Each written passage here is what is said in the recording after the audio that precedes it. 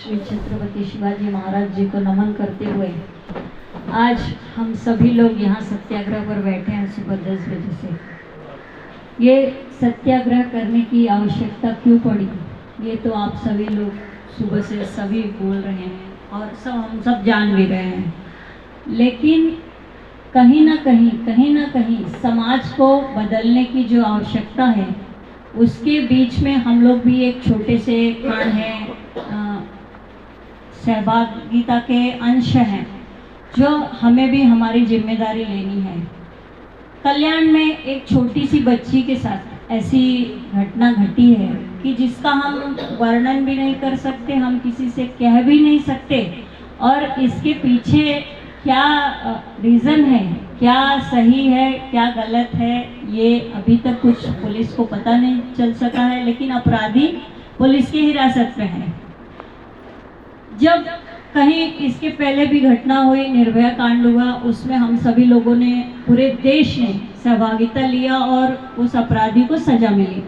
लेकिन उसी बीच कहीं ना कहीं कुछ असामाजिक तत्व होते थे जो बोलते थे कि आजकल वेस्टर्नाइजेशन जो आ गया है उसके चलते ये सारी घटनाएं हो रही हैं, और पहले का समाज ऐसा था, घूंघट में रहता था, लाज शर्म प्रथा पर्दा होता था, तो पहले ये घटनाएं कम घटती थी।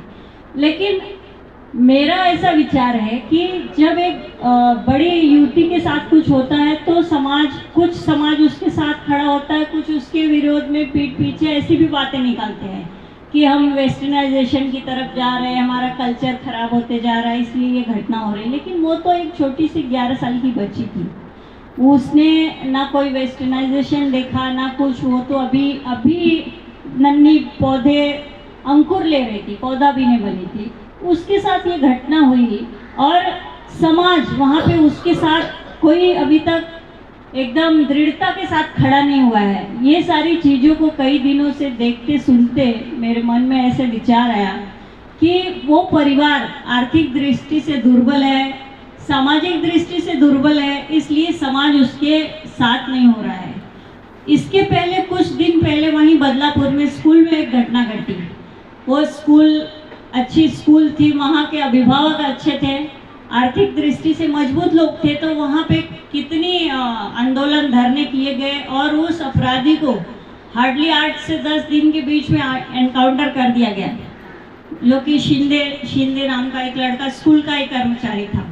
तो इस समाज के साथ लोग क्यों नहीं खड़ा हो रहे, इस बच्ची के साथ समाज या कोई भी सामाजिक संगठन क्यों नहीं साथ खड़ी हो रही है? क्योंकि अपराधी किसी पार्टी से रिलेटेड है और उसकी पहुंच ऊपर तक है। लेकिन अपराध करने वाला अपराधी होता है, भले उसकी पकड़ कितनी भी बड़ी हो। आज हमारे मंत्री मिनिस्टर्स भी जो अपराध किए हुए हैं, जो घोटाले किए हुए हैं ना जेल में सलाखों के पीछे, तो समाज क्यों डरा हुआ है आज की उसके साथ खड़े होने पे हमारे साथ भी कुछ हो जाएगा। हमारे जैसा कि पांडे जी ने बताया कि हमारे बड़े भाई आदरणीय श्री अमरजीत मिश्रा जी उस समाज उनके यहाँ गए और उस परिवार को लेके सीएम साहब के पास गए। सीएम साहब ने उसके लिए उज्जवल निकम जी को, जो कि जाने माने एडवोकेट है, उनको नियुक्त भी किया। लेकिन वो परिवार, बच्ची के पिता खुद सामने से बोल रहे कि नहीं, हमें नहीं चाहिए उज्जवल निकम जी, जो हमारे पीपी नॉर्मल है वो हमको चलेंगे।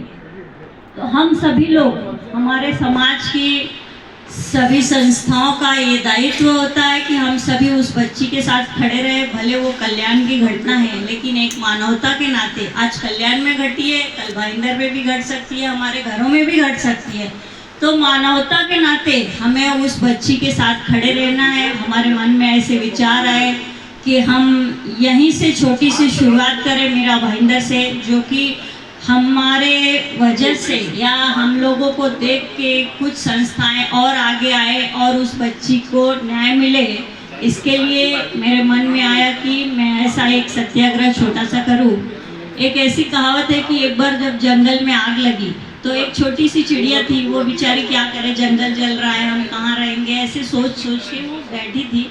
लेकिन उसने देखा कि जब सब पानी डाल रहे हैं तो वो भी अपने चोंच में पानी भर के लाती थी और वहाँ पे डालती थी। भले उसके चोंच के पानी से कुछ नहीं हो रहा था, लेकिन उसके ये विचार थे कि जब कभी भविष्य में इतिहास लिखा जाएगा तो मेरा भी नाम उस इतिहास के पन्ने में हो।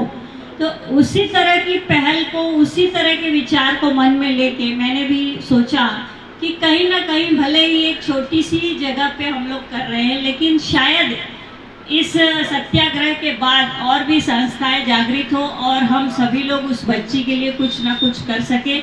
इसी विचार के साथ मैंने ये सत्याग्रह किया है और आप सभी लोग यहाँ पर आए हैं, अपना अमूल्य समय निकाले हैं, इसके लिए मैं आप लोगों की ऋणी हूँ। धन्यवाद।